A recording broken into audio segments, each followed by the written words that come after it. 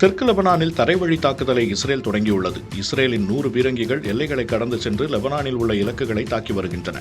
Lebanon எல்லைப்பகுதியில் உள்ள Hezbollah அமைப்பின் தளங்களின் மீதே தாக்குதல் நடைபெறுவதாகவும், இது லெபனான் நாட்டுடனான போர் அல்ல எனவும் இஸ்ரேல் ராணுவம் கூறியிருக்கிறது. இதனிடையே தங்கள் நாட்டில் இஸ்ரேல் நடத்திய வான்வழி தாக்குதலில் 3 பேர் உயிரிழந்ததாக சிரிய நாட்டின் அரசு ஊடகம் தெரிவித்துள்ளது. உயிரிழந்த 3 அப்பாவி பொதுமக்கள் எனவும் அரசு ஊடகம் கூறியுள்ளது.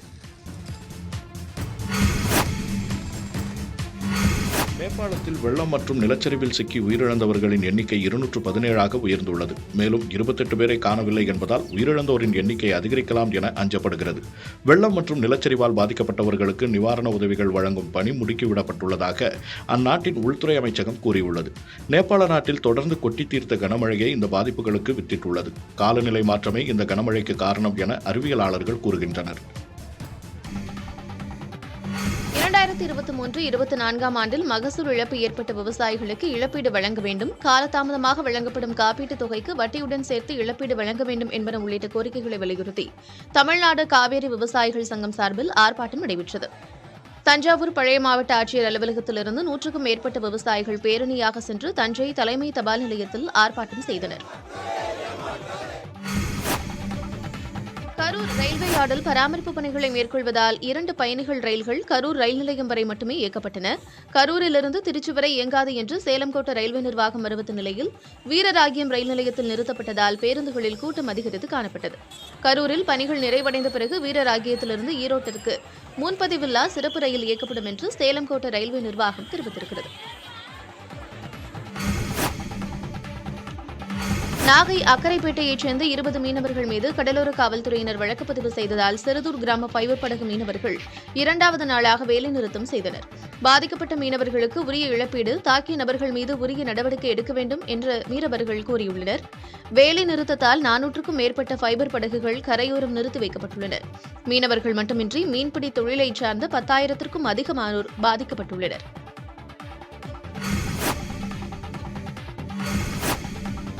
நீலகிரி மாவட்டம் கூடலூர், பந்தலூர் பகுதிகளில் காட்டு யானைகள் முகாமிட்டுள்ளன.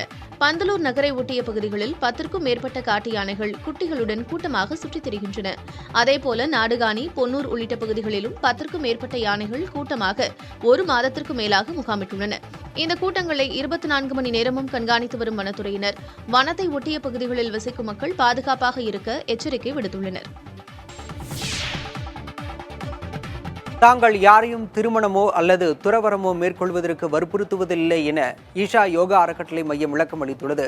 கோவையைச் சேர்ந்த காமராஜ் என்பவர் சென்னை உயர்நீதிமன்றத்தில் தாக்கல் செய்த மனுவில் தனது 2 மகள்களை ஈஷா மையத்தில் யோகா கற்றுக்கொள்ள அனுப்பியதாகவும், ஆனால் அவர்கள் அங்கேயே தங்கிவிட்டதால் இருவரையும் மீட்டுத் தர வேண்டும் என்றும் குறிப்பிட்டிருந்தார்.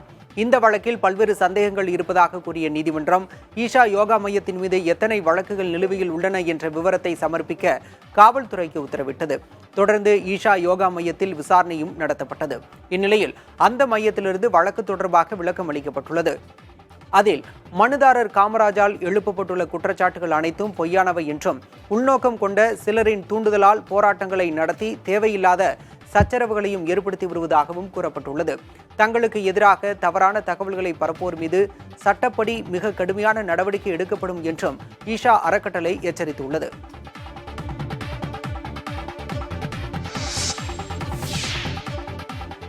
முன்னாள் முதலமைச்சர் எடப்பாடி பழனிசாமி மீது செல்போனை எரிந்த செயலை வன்மையாக கண்டிப்பதாக ஓ பன்னீர்செல்வத்தின் மகனும் எம்பியுமான OP ரவீந்திரநாத் கூறியுள்ளார். இது தொடர்பாக எக்ஸ் வலைதளத்தில் பதிவிட்டுள்ள அவர், எடப்பாடி பழனிசாமியை அண்ணன் என்று குறிப்பிட்டுள்ளார். அவர் மீது செல்போனை எரிந்த செயல் முற்றிலும் அநாகரிகமானது எனவும், அரசியல் மற்றும் கருத்து வேறுபாடுகள் இருந்து வந்தாலும் நம்முடைய மரியாதையும் சீர்திருத்தமும் குறைந்துவிடக்கூடாது என்றும் கூறியுள்ளார். இச்சம்பவத்தில் ஈடுபட்டவர் மீது உடனடியாக கடுமையான நடவடிக்கை எடுக்க வேண்டும் என்றும் OP ரவீந்திரநாத் தமிழக அரசுக்கு வலியுறுத்தியுள்ளார். முன்னதாக அதிமுக அலுவலகத்தில் நடைபெற்ற நிகழ்ச்சியின் போது அக்கட்சியின் பொதுச் செயலாளர் எடப்பாடி பழனிசாமி மீது செல்போன் விழுந்தது. ஆர்வ மிகுதியில் தொண்டரின் கை தவறி செல்போன் விழுந்ததாக விளக்கமும் அளிக்கப்பட்டது.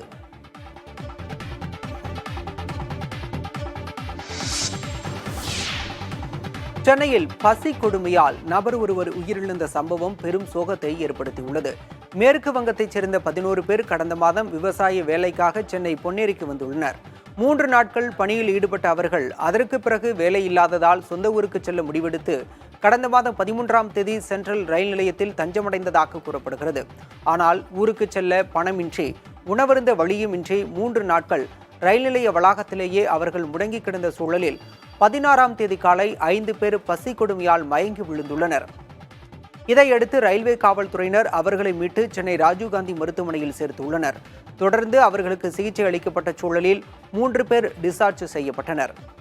இருப்பினும் மேற்கு வங்கத்தைச் சேர்ந்த சமர்கான் என்பவர் சிகிச்சை பலனின்றி பரிதாபமாக உயிரிழந்தார். தொடர்ந்து ஒருவருக்கு சிகிச்சை அளிக்கப்பட்டு வருகிறது. இந்நிலையில் பாதிக்கப்பட்டவர்கள் சொந்த ஊர் திரும்ப உதவி செய்த முன்னாள் IAS அதிகாரி இஸ்ரேல் ஜபசிங் புலம்பெயர் தொழிலாளர்களுக்கு உதவ அரசு முன்வர வேண்டும் என கேட்டுக்கொண்டார். வேலை தேடி இங்க வராங்க, மொழி தெரியாது, காசு இல்லாதனால தான் இங்க வராங்க. இப்ப திடீர்னு ஒரு இந்த மாதிரி கேஷுவாலிட்டி ஆனதுக்கு அப்புறம் எப்படி திரும்பி போறதுன்னு, ஏன்னா இப்ப பாத்தீங்கன்னா ஏதோ ஒண்ணு நாங்க வெஸ்ட் பெங்கால்ல ஒரு காலத்துல வேலை பார்த்தனால அவங்களுக்கு ஏதோ ஒரு கான்டாக்ட்ல என்ன பிடிச்சி இப்ப அவங்களுக்கு திரும்பி போக பிளைட்டுக்கு, ஏன்னா டெட் பாடியே ட்ரெயின்ல கொண்டு போக முடியாது. சோ இப்போ பிளைட்டுக்கு ஏதோ தெரிஞ்சா நான் அந்த ஏரியால வேலை பார்த்தேன், இன்னைக்கு எனக்கு நான் காசு கொடுத்து அவங்களுக்கு இது பண்றேன். ஆனா இந்த மாதிரி எத்தனையோ பேர் ஒவ்வொரு நாளும் ட்ரெயின்ல பாத்தீங்கன்னா எத்தனையோ பேர் வராங்க, அதுல எத்தனை பேர் கேஷுவாலிட்டி ஆகுது, எப்படி திரும்பி போறாங்கன்னு தெரியல. கட்டுமானங்களை இடிப்பது தொடர்பாக நாடு தழுவிய விதிமுறைகளை வகுக்கப் போவதாக உச்சநீதிமன்றம் தெரிவித்துள்ளது.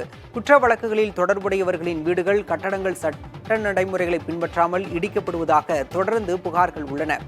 இதனால் பாதிக்கப்பட்டவர்களில் சிலர் உச்சநீதிமன்றத்தில் வழக்கு தொடர்ந்திருந்தனர். இதனை விசாரித்த BR கவாய், KV விஸ்வநாதன் அமர்வு நாடு முழுவதும் கட்டுமானங்களை இடிப்பது தொடர்பான பொதுவான விதிமுறையை வகுக்க உள்ளதாக தெரிவித்தது. அதே நேரம் சட்டவிரோத கட்டுமானங்களை இடிப்பது தொடர்பாக தொடரப்பட்ட வழக்கின் தீர்ப்பை ஒத்திவைப்பதாகவும் நீதிபதிகள் தெரிவித்தனர். ஒருவர் குற்றம் சாட்டப்பட்டவர் அல்லது குற்றவாளி என்ற அடிப்படையில் மட்டுமே அவரது வீட்டை இடிப்பது சட்டவிரோதம் என நீதிபதிகள் மீண்டும் ஒருமுறை வலியுறுத்தினர். அதே நேரம் பொது இடங்களில் சட்டவிரோத கட்டுமானங்களை ஒருபோதும் அனுமதிக்க முடியாது என்றும் அவர்கள் தெரிவித்தனர்.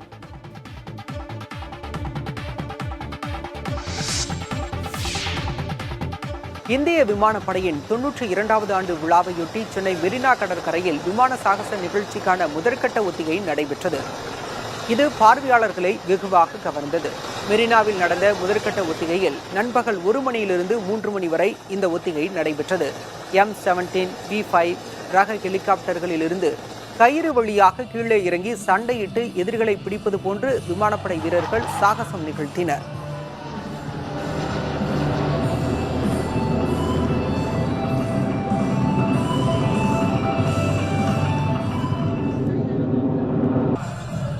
இதனைத் தொடர்ந்து ரஃபேல், தேஜஸ் போர் விமானங்கள் வானில் சாகசம் நிகழ்த்தியது பார்வையாளர்களை வெகுவாக கவர்ந்தது.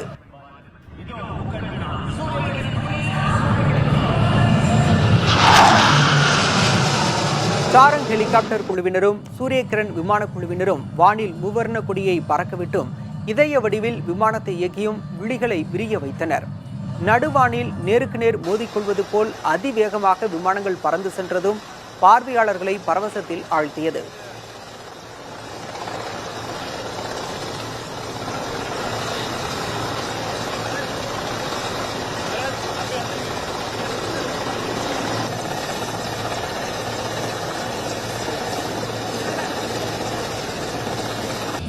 நாளை 2ஆம் கட்ட ஒத்திகையும் 4ஆம் தேதி இறுதி ஒத்திகையும் நடைபெற உள்ளது. விமானப்படை சாகச நிகழ்ச்சி மிகவும் சிறப்பாக இருந்ததாக பொதுமக்கள் மகிழ்ச்சி தெரிவித்தனர்.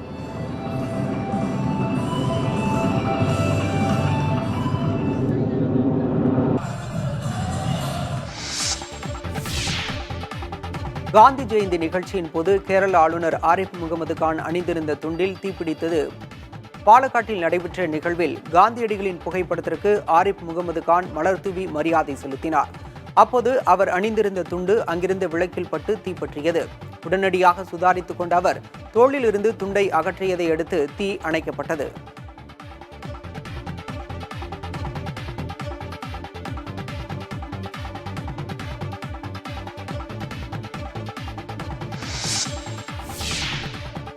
நடிகர் ரஜினிகாந்த் உடல்நிலை சீராக உள்ளதாகவும் 2 நாட்களில் வீடு திரும்புவார் என்றும் மருத்துவமனை தரப்பில் தெரிவிக்கப்பட்டுள்ளது. மருத்துவமனை நிர்வாகம் வெளியிட்டுள்ள அறிக்கையில் ரஜினியின் இதயத்திற்கு வெளியே செல்லும் இரத்த குழாயில் ஏற்பட்ட வீக்கத்திற்கு திட்டமிட்டபடி அறுவை சிகிச்சை நல்லபடியாக மேற்கொள்ளப்பட்டுள்ளதாக தெரிவிக்கப்பட்டுள்ளது. இரத்த குழாய் வீக்கத்திற்கான சிகிச்சைக்கு ஸ்டெண்ட் பொருத்தப்பட்டுள்ளதாகவும் இன்னும் 2 நாட்களில் ரஜினிகாந்த் வீடு திரும்புவார் என்றும் மருத்துவமனை நிர்வாகம் தெரிவித்துள்ளது. முதலமைச்சர் மு.க.ஸ்டாலின், ஆந்திர முதலமைச்சர் சந்திரபாபு நாயுடு, தமிழக வெற்றிக் கழக தலைவர் விஜய், மக்கள் நீதி மய்ய தலைவர் கமல்ஹாசன் உள்ளிட்ட பலரும் ரஜினிகாந்த் பூரண நலமடைய வாழ்த்து தெரிவித்துள்ளனர்.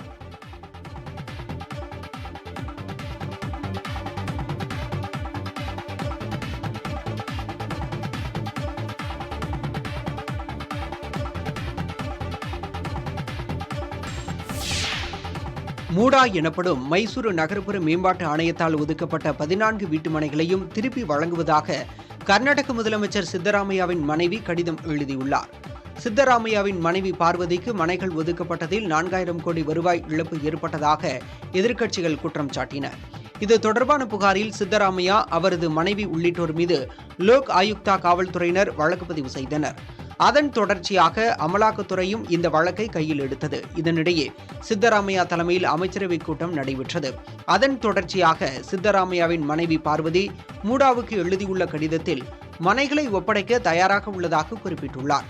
இதனை சுட்டிக்காட்டி சித்தராமையா வெளியிட்ட எக்ஸ் பதிவில், அநீதிக்கு எதிராக போராடுவதே தனது நிலைப்பாடு என்றபோதும் தனக்கு எதிராக நடக்கும் அரசியல் சதியால் மனமுடைந்த தனது மனைவி மனைகளை ஒப்படைக்கும் முடிவை எடுத்திருப்பதாக குறிப்பிட்டுள்ளார். லப்பர் பந்து படத்தில் நீ பொட்டு வச்ச தங்கக்குடம் பாடலை பயன்படுத்த அனுமதி அளித்ததற்கு படக்குழுவினர் இளையராஜாவை நேரில் சந்தித்து நன்றி தெரிவித்தனர். தமிழரசன் பச்சமுத்து இயக்கத்தில் அட்டகத்தி தினேஷ், ஹரிஷ் கல்யாண் நடிப்பில் மிகப்பெரிய வரவேற்பை பெற்று வரும் திரைப்படம் லப்பர் பந்து. சாதாரண திரைப்படமாக திரையரங்கில் வந்து தற்போது திரையரங்கமே மைதானமாக மாறும் அளவிற்கு வரவேற்பை பெற்றுள்ளது. அதற்கு முக்கிய காரணம் படத்தில் இடம்பெற்றிருந்த நீ பொட்டு வச்ச தங்கக்குடம் பாடல்தான். பனை மரத்தோட உயரத்திற்கு சிக்ஸர் அடிக்கக்கூடிய ஆள் கெத்து என தினேஷை காட்டும் காட்சியில் அந்த பாடல் ஒலிக்க அரங்கமே அதிர்கிறது. 1989ஆம் ஆண்டு விஜயகாந்த் நடிப்பில் இளையராஜா ராஜ் இசையில் வெளியான பொன்மனச் செல்வன் படத்தில் இந்த பாடல் இடம்பெற்றிருந்தது குறிப்பிடத்தக்கது.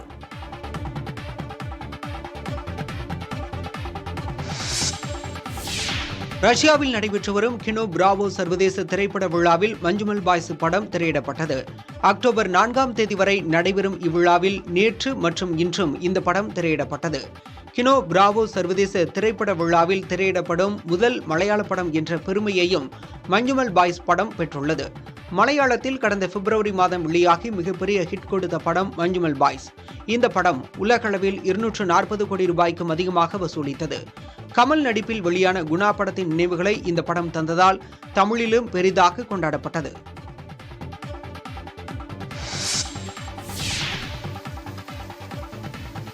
மயிலாடுதுறை மாவட்டத்தில் சம்பா சாகுபடிக்கு தயாராகி வரும் வயல்களில் வாத்துக்கூட்டம் மேயும் காட்சி காண்போரை கவர்ந்து வருகிறது. மயிலாடுதுறை மாவட்டத்தில் சம்பா சாகுபடி மேற்கொள்வதற்காக குறுவை சாகுபடி முடிவடைந்த விளைநிலங்களை சீரமைக்கும் பணியில் விவசாயிகள் ஈடுபட்டுள்ளனர். இந்நிலையில் வாத்து வளர்க்கும் தொழிலில் ஈடுபட்டுள்ளவர்கள் ஏராளமான வாத்துகளுடன் மயிலாடுதுறை மாவட்டத்தில் முகாமிட்டுள்ளனர்.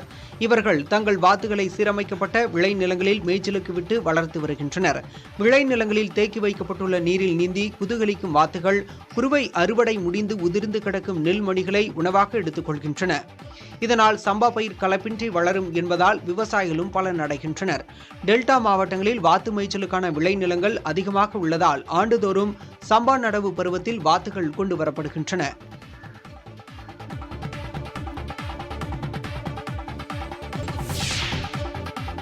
திருப்பதி லட்டில் நெய்யில் மிருக கொழுப்பு சேர்க்கப்பட்ட விவகாரத்தில் உண்மை கண்டறிவதற்காக மாநில அரசால் அமைக்கப்பட்ட சிறப்பு விசாரணை குழு தனது பணியை தற்காலிகமாக நிறுத்தி வைத்துள்ளது. லட்டில் கலப்படம் குறித்த வழக்கை உச்சநீதிமன்றம் விசாரணை செய்து வருகிறது. இந்நிலையில் இதே விவகாரத்தில் தங்களால் ஏற்படுத்தப்பட்ட சிறப்பு விசாரணை குழுவின் செயல்பாடுகள் வரும் 3ஆம் தேதி வரை நிறுத்தி வைக்கப்பட உள்ளதாக ஆந்திர டிஜிபி துவாரகா திருமலா ராவ் தெரிவித்திருக்கிறார். விசாரணை ஒரே சீராக இருப்பதை உறுதிப்படுத்தும் வகையில் இந்த முடிவை எடுத்திருப்பதாக துவாரகா திருமலா ராவ் தெரிவித்தார்.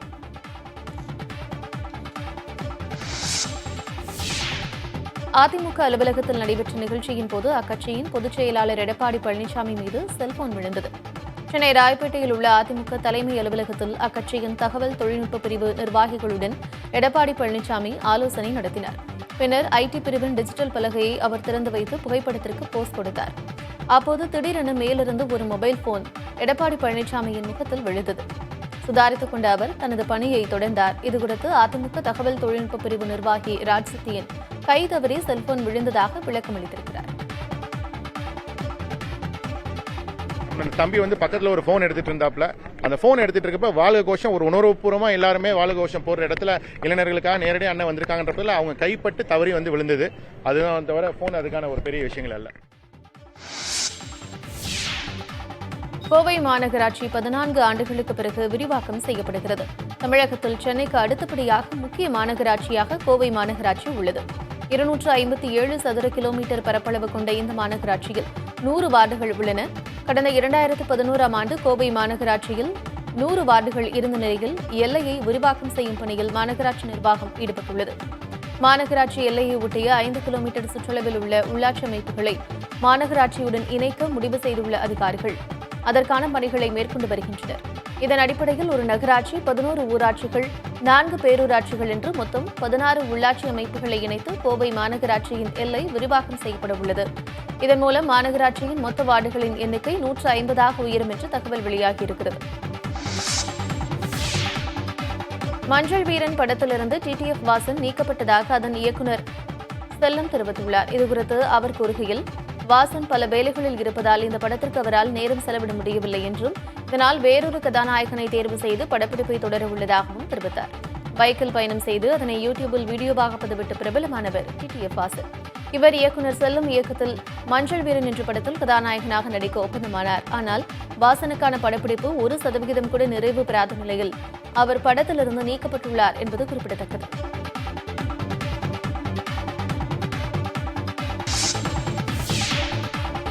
ஐபோன் என்பது இந்திய இளைஞர்கள் பலரது விருப்ப பட்டியலில் இருக்கும். சிலர் ஐபோன் வாங்குவதற்காகவே கூடுதல் நேரம் உழைப்பார்கள், பல ஆண்டுகளாக பணம் சேர்ப்பார்கள்.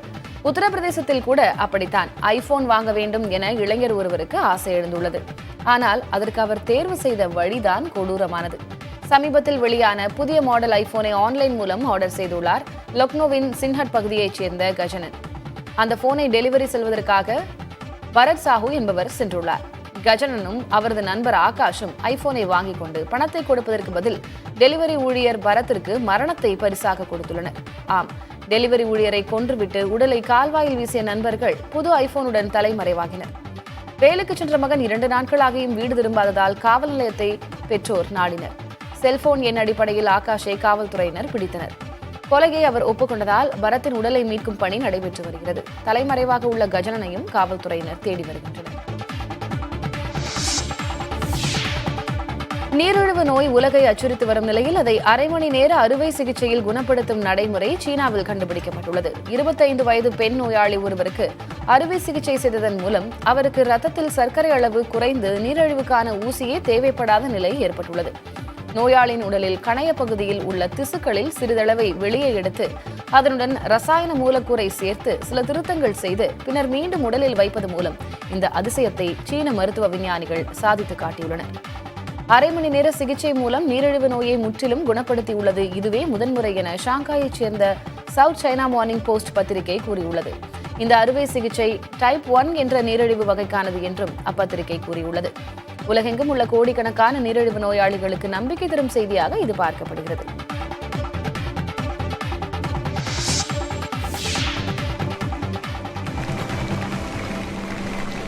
தென்கொரியா ஹியூம்னு 5 என்ற தனது சக்தி வாய்ந்த ஏவுகணையை முதன்முறையாக வெளி உலகுக்கு அறிமுகப்படுத்தியுள்ளது.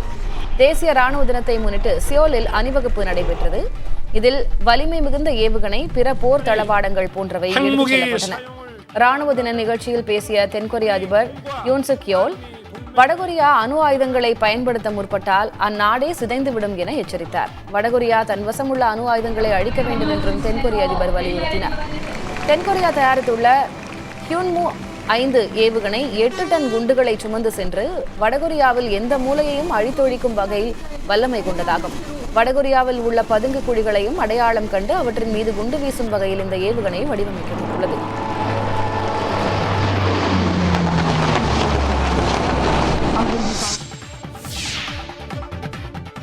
தி கிங் மேக்கர் என்ற பெயரில் முன்னாள் அமைச்சரும் திரைப்பட தயாரிப்பாளருமான RM வீரப்பன் குறித்த ஆவணப்படம் உருவாக உள்ளது. சத்யா மூவிஸ் தங்கராஜ் தயாரிக்க உள்ள இந்த ஆவணப்படம் இயக்குனர் பதம் வேணுகுமார் மேற்பார்வையில் உருவாகிறது. தமிழ் சினிமாவின் முன்னணி பிரபலங்கள் மற்றும் அரசியல் பிரமுகர்கள் பலரும் இந்த ஆவணப்படத்தில் பங்கேற்று அவருடைய நினைவுகளை பகிர்ந்து கொள்ள உள்ளனர். திரைப்பட தயாரிப்பாளராகவும் இருந்த அவர் எம்ஜிஆரின் தெய்வத்தாய், காவல்காரன், நான் ஆணையிட்டால், ரிக்ஷாக்காரன், இதயக்கணி மற்றும் ரஜினியின் 3 முகம், பாட்ஷா போன்ற பல பிளாக்பஸ்டர் படங்களை வழங்கியுள்ளார். எம்ஜிஆர் மற்றும் ஜெயலலிதாவின் அமைச்சரவையில் 5 முறை அமைச்சராக பதவி வகித்தவர்.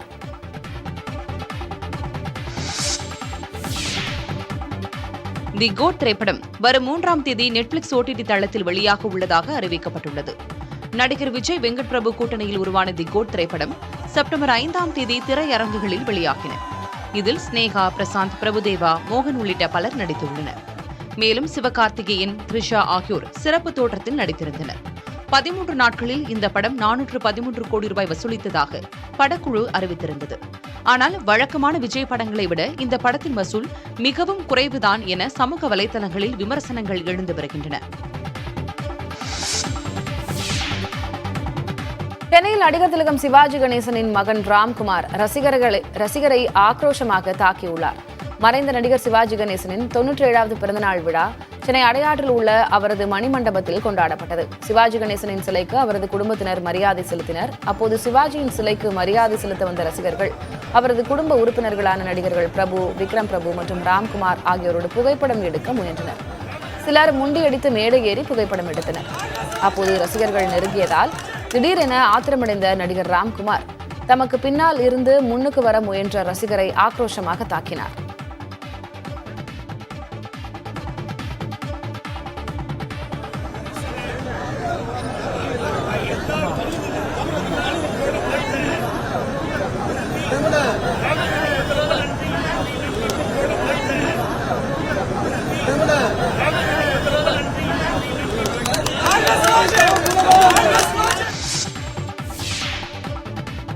வேட்டையன் படத்தின் நீளம் 2 மணி நேரம் 43 நிமிடங்கள் என்றும் படத்திற்கு UA சான்றிதழ் வழங்கப்பட்டுள்ளதாகவும் படக்குழுவினர் அறிவித்துள்ளனர். மேலும் படத்திலிருந்து ஒன்றிய, மன்னராட்சி, முஸ்லிம், கூலி தொழிலாளி போன்ற வார்த்தைகளை மத்திய திரைப்பட தணிக்கை குழு நீக்கியுள்ளதாகவும் கூறப்படுகிறது. ஜெய்பீம் படத்தின் மூலம் கவனம் பெற்ற இயக்குனர் தாசே ஞானவேல் இயக்கத்தில் ரஜினிகாந்த் வேட்டையன் படத்தில் நடித்து முடித்துள்ளார். லைகா தயாரித்த இந்த படம் அக்டோபர் 10ஆம் தேதி வெளியாகிறது. இந்த படத்தில் அமிதாப் பச்சன், ஃபஹத் ஃபாசில், ராணா டகுபாட்டி, துஷாரா விஜயன் உள்ளிட்ட பலர் நடித்திருக்கிறார்கள். வேட்டையன் படத்தின் ட்ரெய்லர் நாளை வெளியாக உள்ளது குறிப்பிடத்தக்கது.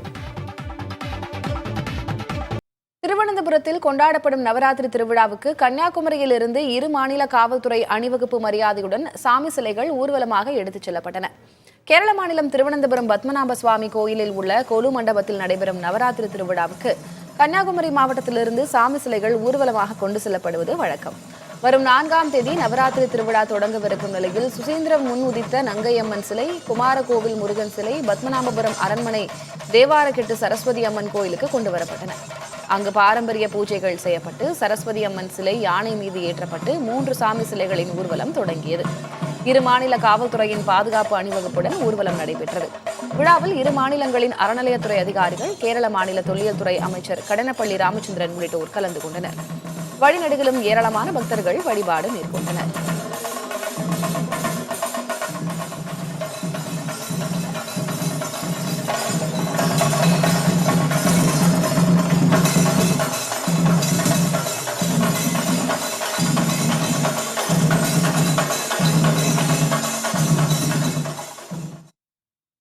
நீலகிரி மாவட்டத்திற்கு செல்ல இ-பாஸ் நடைமுறை மறு உத்தரவு வரும் வரை நீட்டிக்கப்பட்டுள்ளது. திங்கட்கிழமையுடன் இ-பாஸ் நடைமுறை அறிவிப்பு முடிவடைந்த நிலையில் மீண்டும் நீட்டிக்கப்படுவதாக மாவட்ட ஆட்சியர் லட்சுமி பவ்யா தண்ணீரு தெரிவித்துள்ளார். உதகையில் நிலவும் போக்குவரத்து நெரிசலை கட்டுப்படுத்தும் வகையில் கடந்த மே மாதம் 7ஆம் தேதியிலிருந்து நீதிமன்ற உத்தரவுப்படி இ-பாஸ் முறை அமலில் உள்ளது. இதன்படி நீலகிரி மாவட்டத்திற்குள் செல்லும் அனைத்து சுற்றுலா பயணிகளும் www.epass.tnega.org என்ற இணையதளம் மூலம் இ-பாஸ் எடுத்துக் கொள்ளலாம். நீலகிரி மாவட்ட பதிவெண் கொண்ட வாகனங்களுக்கு இ-பாஸ் தேவையில்லை. மாவட்ட எல்லையில் உள்ள சோதனைச் சாவடிகளில் இ-பாஸ் பரிசோதனைக்கு பிறகே சுற்றுலா பயணிகள் அனுமதிக்கப்படுவர். நீலகிரி போன்று கொடைக்கானலிலும் இ-பாஸ் நடைமுறை நீட்டிக்கப்பட்டுள்ளது.